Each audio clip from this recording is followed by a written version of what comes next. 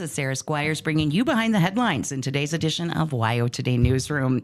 Today, I am so lucky to be joined here in the studio by Marshall Whitaker. He's the Executive Director of Injury Prevention Resources. Welcome to the show, Marshall. Thanks, Sarah. Always a joy to get to talk with you. Yeah, so, I know that this is a little bit of a new role for you, and not everybody is really familiar with all of the important work that goes on with injury prevention resources. So can you just start off by just kind of giving us the basics that we should know about? Sure. So Injury Prevention Resources has been around for over 25 years, and it has had an expanded presence in our community as our safety needs have kind of evolved and changed over the years.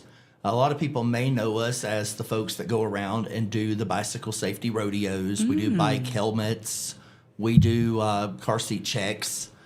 Different things like that, but we also do a lot to promote roadway safety education. We're a part of Wyoming's Buckle Up for Life. We are a part of the Governor's Council on DUI.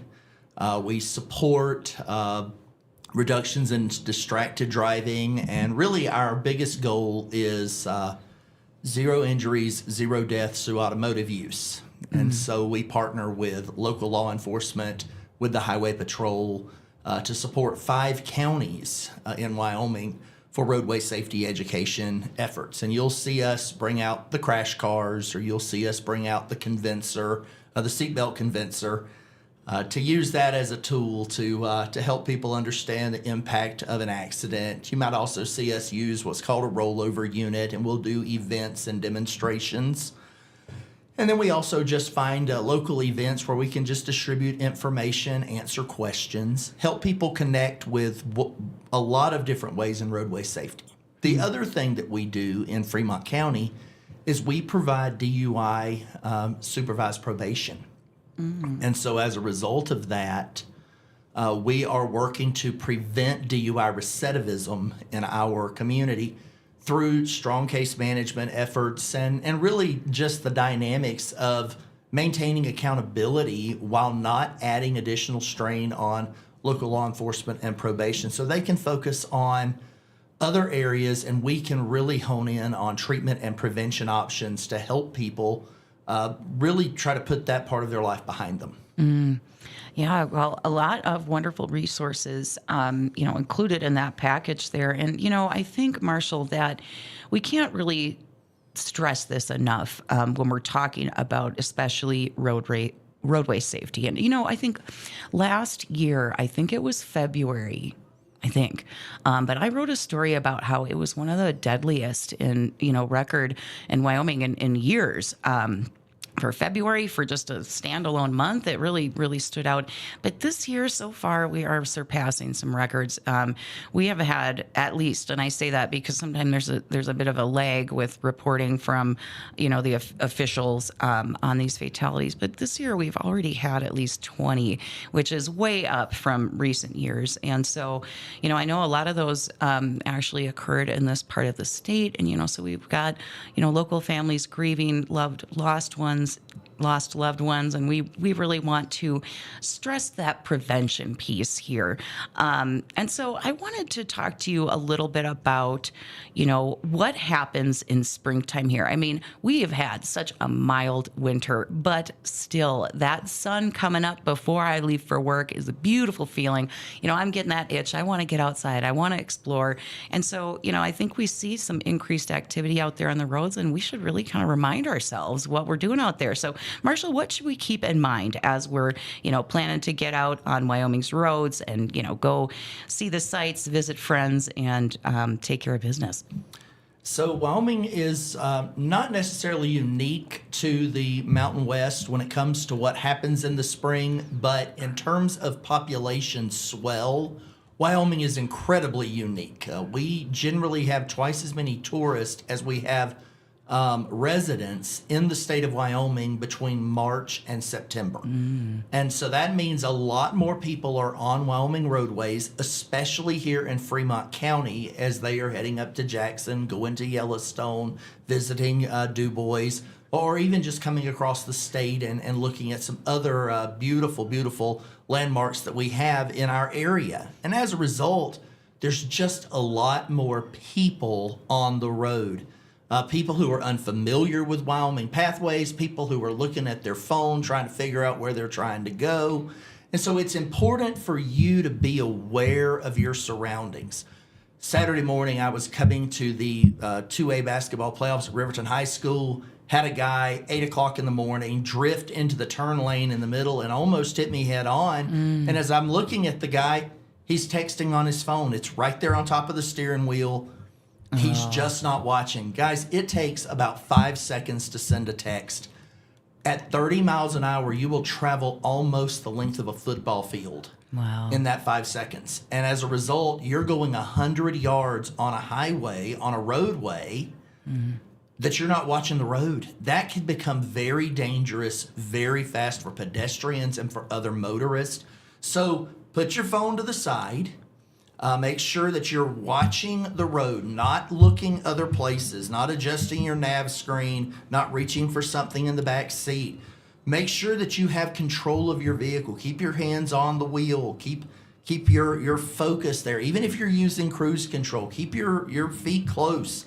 You can't overestimate the mistakes other drivers, especially unfamiliar drivers in our communities, can make on the road. You need to be in control of your vehicle at all times.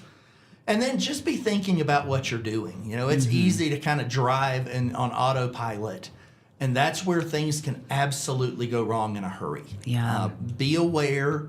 Know that guy at the stoplight next to you may not know what he's doing. Let's be honest. We've all yelled at somebody on the road that we were positive didn't know what they were doing. We don't want that person who doesn't know what they're doing to become a casualty in our roadway. So we want to make sure that we're doing what we can to keep ourselves safe, and by doing that, we also keep our neighbors safe. And then the number one thing that anyone can do, we cannot control the outcomes. We can do everything on the preparation side. We can pay attention. We can keep control of our vehicle. We can be aware. But the number one preventative step you can take is buckle your safety belt and make sure that everyone in your vehicle is properly restrained.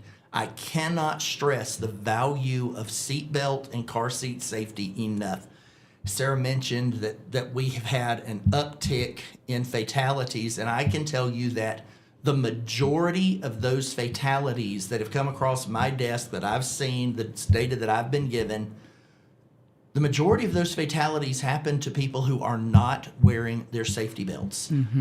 I just cannot stress the importance of proper restraint in your vehicle. When you are traveling, essentially however fast you are traveling, you multiply that by about 3 and multiply that to your body weight. So if you're going 20, multiply that by 60 and then multiply that to your body weight. If you're a 200-pounder, you're traveling with about 12,000 pounds of force. When you come to a stop, that is a lot of force to be putting on your body. That seatbelt is designed to absorb that and protect all of who you are in those situations. Yeah.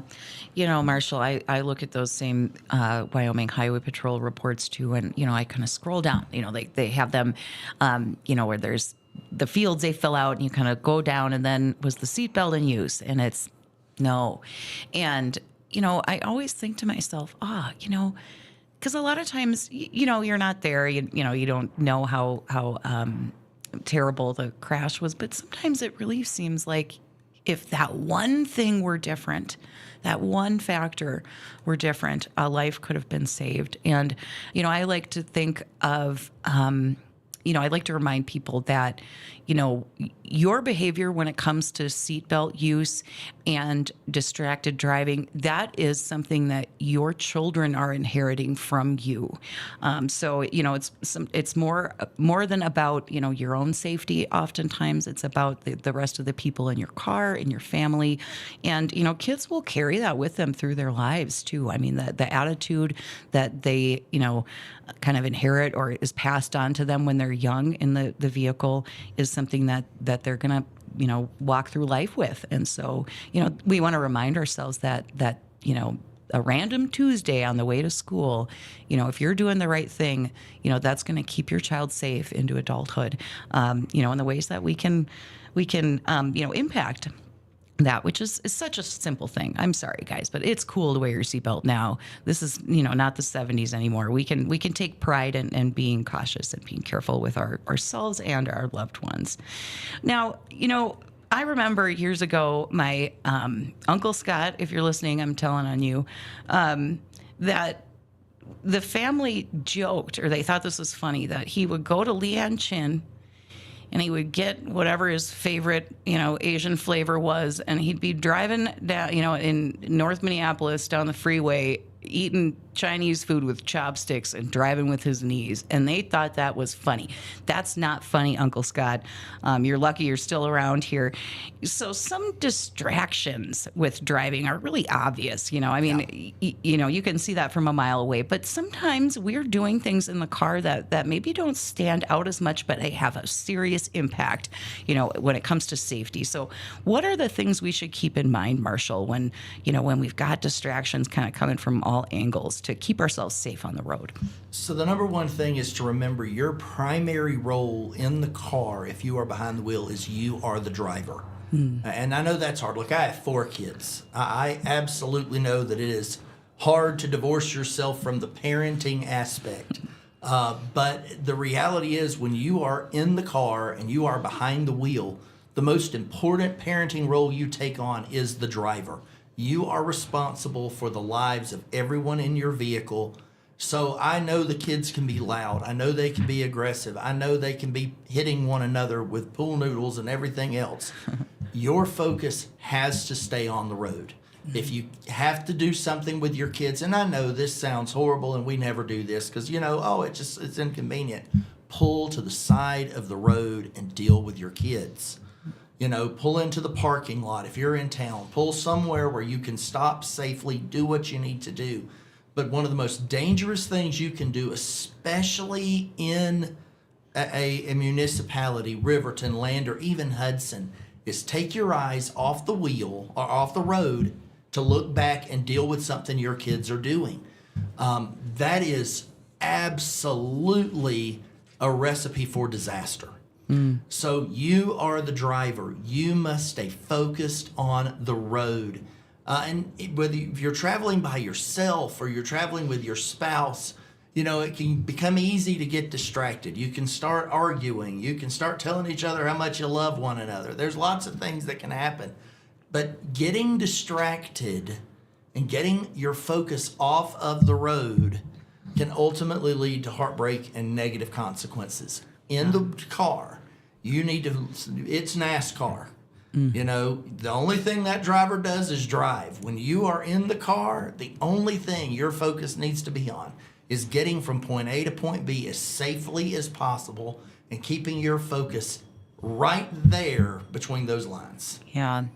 Pretend you got that little limo window and you're rolling it up when the kids break out those pool noodles. That's right. I will say, Marshall, the threat of pulling the car over is an effective tool. Actually pulling that car over, look out. I remember as a kid, my parents always threatened to do it. My grandpa did it once, and my brother and I were like, we are not going to fight back here ever again.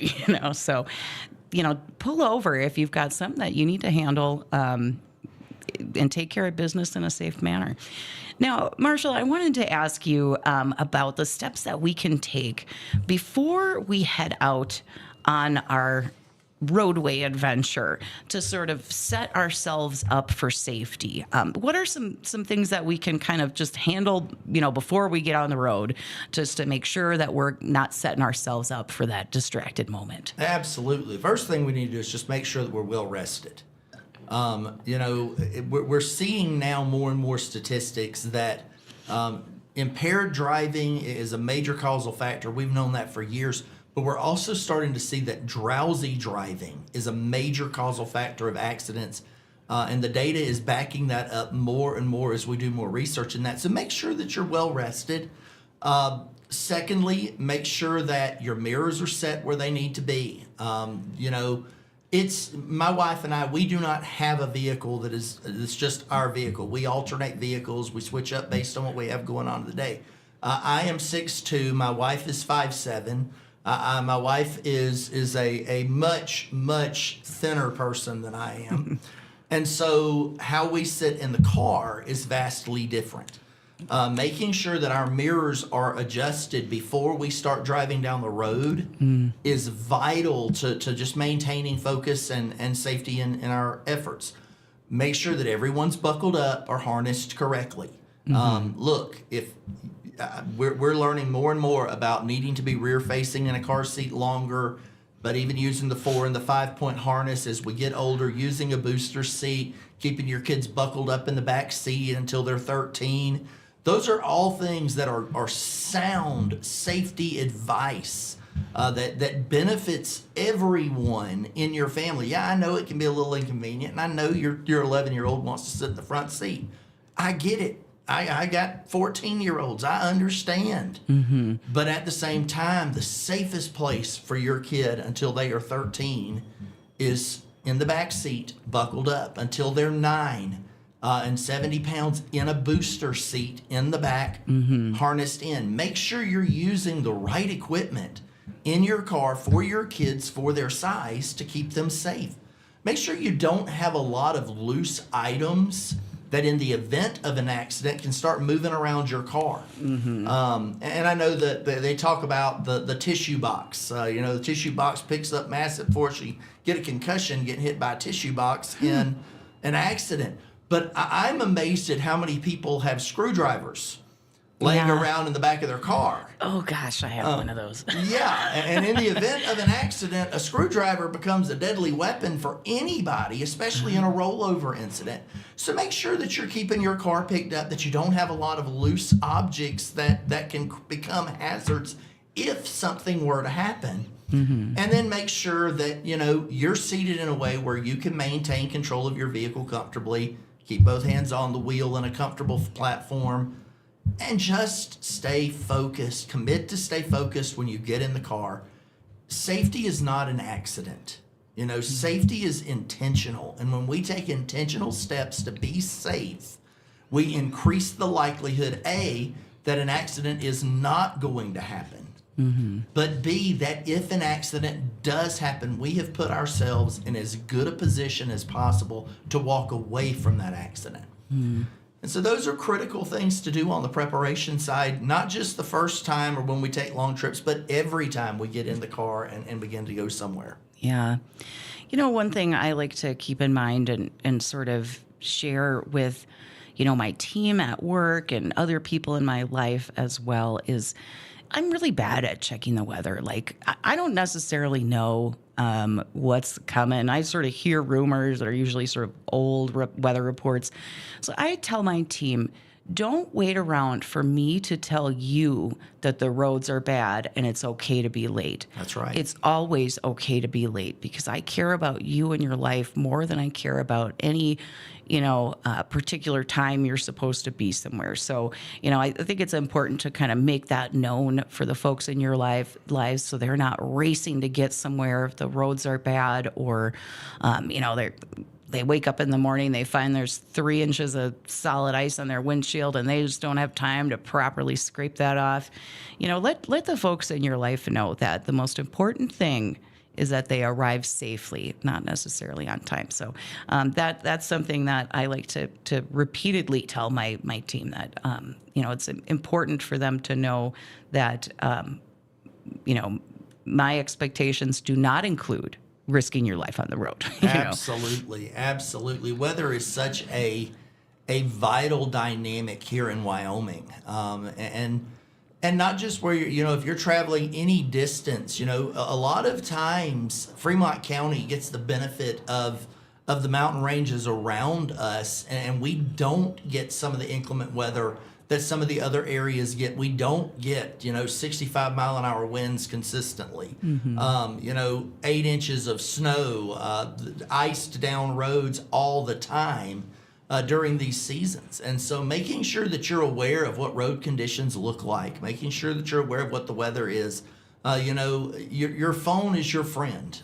National Weather Service has excellent apps that people have that help us see that. YDOT has a fantastic road conditions app that you can use and access so that you're aware of what you're driving into. And those are important dynamics for maintaining safety when you travel.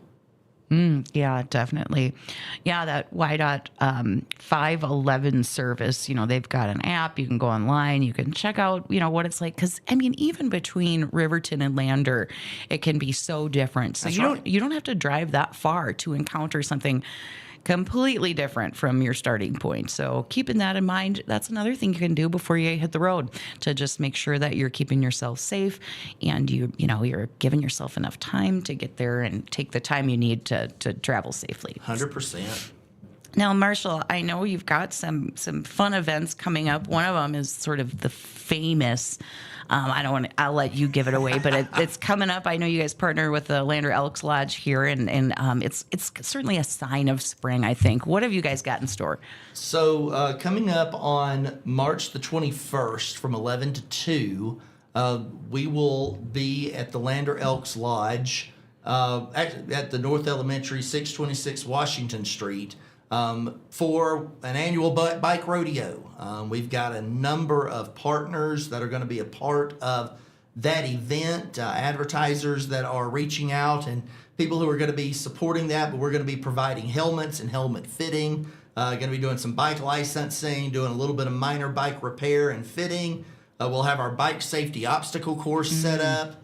We'll also be talking about basic first aid. There'll be hot dogs and chips, and it's just going to be a great opportunity to get out and kind of kick off the spring as it's starting to open up with a fun event in Lander for children ages 3 to 12, and they must be accompanied by an adult to come and just be a part of this as we start the spring focus on bicycle safety here in Fremont County. But we have multiple things that are happening as well in March. Tonight, we have our quarterly adult alcohol education class. That will be at City Hall here in Riverton. That class is $35, cash or money order. The doors will open at 6:45, and there will be no entry after 7. So be aware of that. We want you to come. We want you to be a part of that. Guests do not pay. Participants, it's $35. Guests are allowed to come in for free. If you want to come and observe, if you want to come and just see what's going on there, you are welcome to be there at City Hall tonight. But you have to be there by 7 o'clock to get in. Next weekend, Thursday, Friday, and Saturday, our team will also be at State 3A, 4A basketball in Casper. And so we will have tables set up there. We'll be distributing information. We will be doing some demonstrations there as well. We were at that event for regional or for state wrestling last week. Had a great time, had the opportunity to connect with a lot of families. Parents, this is a great opportunity for you to let your kids come in and experience things like the beer goggles. I would much rather them experience that at state basketball in the safety of the gym with one of us putting them on them and them seeing what that's like than the first time they experience that be behind the wheel of a car. Yeah. And while I would love to tell you that our teenagers and our young adults are never going to, become intoxicated and think it's okay to get behind the wheel, everything we know tells us that's not the case. And so giving them an opportunity to see what that's like and experience that in a safe environment, I would recommend that 10 times out of 10 for anybody that's at state basketball next weekend. So we've got several things for March, busy March coming up, multiple events, ways to engage the community across Wyoming, and just some things that are a part of who we are as an organization that allows us to promote highway safety, bicycle safety, and pedestrian safety across Fremont County and beyond. Yeah.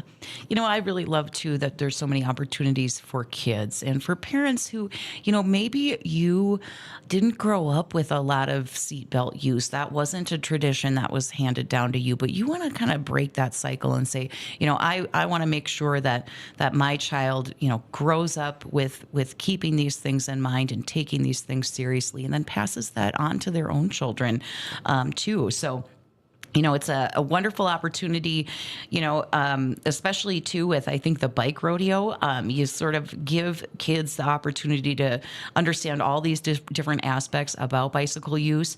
And, of course, we know the metaphor of the training wheels coming off. Oftentimes kids embark, in the kind of for the first time independently on their own on bicycles. And that's, the first time we're sort of letting them on those roadways. And so there's a lot to teach and a lot to learn when it comes to taking off those training wheels and watching them ride off into the sunset. So wonderful opportunities both with that. The bike rodeo, again, is coming up this March 21st from 11 a.m. to 2 p.m. It's in Lander.